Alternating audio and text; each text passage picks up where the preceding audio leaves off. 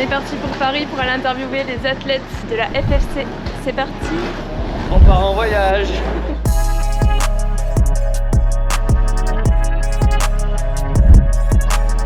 Ça y est, donc là on arrive au vélodrome, on va aller installer tout le matos et comme ça demain on est prêt pour la prod.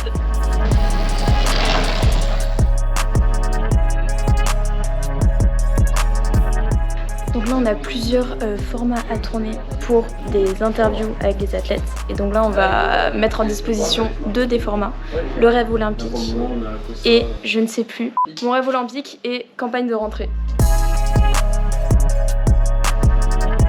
Du coup là on est dans la partie où on va faire des vidéos un petit peu plus cinématiques. Donc on a 2 caméras qui sont 2 A7 IV, on a 2 angles donc différents avec un journaliste qui est positionné donc derrière les caméras un petit peu en biais pour que la personne regarde le journaliste et qu'on ait cette sensation d'interview et de questions-réponses avec un moniteur externe pour checker les 2 cams. Ensuite on a une lumière principale qui vient éclairer donc le côté de la personne de manière assez diffuse. Juste derrière moi on a une backlight qui vient détourer un peu le sujet, lui donner un peu de profondeur et le faire ressortir un petit peu par rapport au fond. Le fauteuil de l'interviewé qui est juste là, avec quelques éléments de décor qu'on a pu trouver sur place, avec une lampe qui vient réchauffer et donner un petit peu cet aspect cocooning.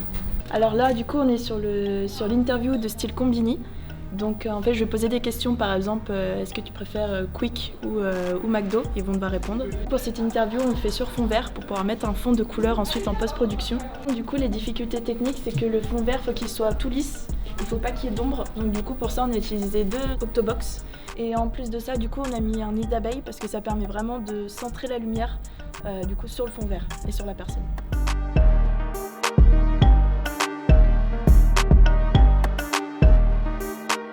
Ici on est sur le stand du petit bac, donc c'est plutôt très rigolo, on doit mettre l'ambiance etc. Il faut mettre à l'aise les interviewés, les athlètes. Et ici donc j'ai mon assistant technique. On a un 28-75, on est plutôt sur un plan large, on va être sur du 30-35 mm là en termes de cadrage pour avoir quelque chose de large parce qu'on va vouloir crop pour faire du Reels, des formats shorts sur YouTube, des choses comme ça, et de l'horizontal. Donc on aura les 2 formats. Et on a des micro-cravates, on a 2 personnes qui sont là-bas, et puis une magnifique light de chez Small Rig en 160 watts qui suffit pour pouvoir éclairer les 2 personnes ici de face. C'est fruits et légumes. Paul Pogba, foot c'est de l'art, c'est de l'art. Non. c'est de l'art. Okoro. Salut, c'est Louis. Salut, c'est JB. Et on est les cofondateurs de Manza Studio. Let's go. Pour le petit bac. Let's go. Allez là. La complexité du stand photo, c'est que les athlètes, ils ont des interviews avec nous, mais ils ont aussi des interviews avec les médias, donc je pense qu'ils vont être bien fatigués.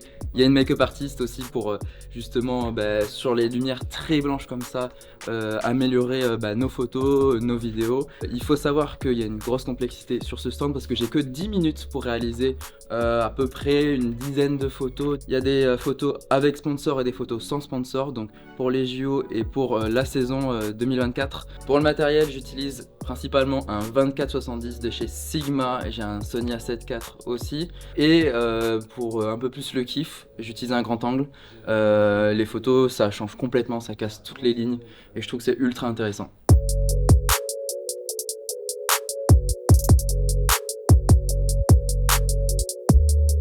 C'est bon, c'est déjà la fin de cette vidéo, l'équipe est complètement out, 2 jours complets, il reste encore une demi-journée. En tout cas, j'espère que vous avez kiffé la vidéo, toute l'équipe s'est donnée à fond. Je vais vous montrer tout le contenu à la fois sur Insta, suivez aussi la FFC. Si vous avez aimé ce type de contenu, n'hésitez pas à nous suivre sur tous les réseaux sociaux, sur YouTube. Allez, ciao! Allez, clap de fin pour ce stand. Merci les filles.